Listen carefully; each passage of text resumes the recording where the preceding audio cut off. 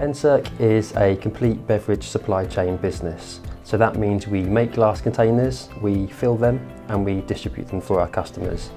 We make about 2.7 billion glass containers every single year. I'm glad to say and proud to say we're unique globally for what we do. Encirc has experienced fantastic growth as a business since it was formed in 1998.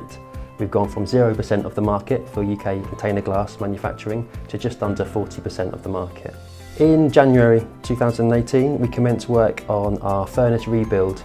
We have two of the largest container glass manufacturing furnaces globally. This was a £30 million investment. It included rebuilding the furnace and all the equipment down the lines.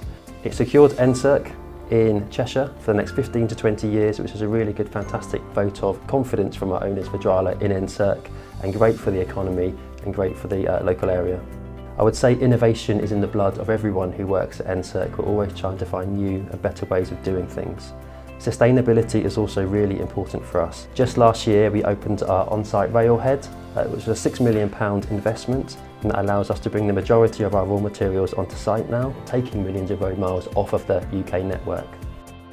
I'd say there are three key points that attracted Encirc to Cheshire. The first would be access to local talent.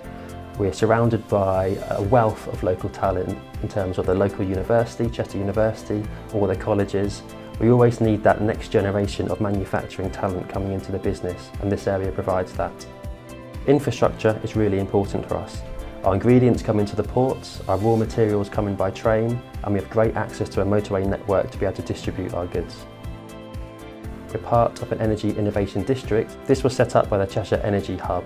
So basically that's a collection of energy intensive businesses working together, sharing techniques. They take advantage of lower energy costs, attracting thousands of people to work in the local area.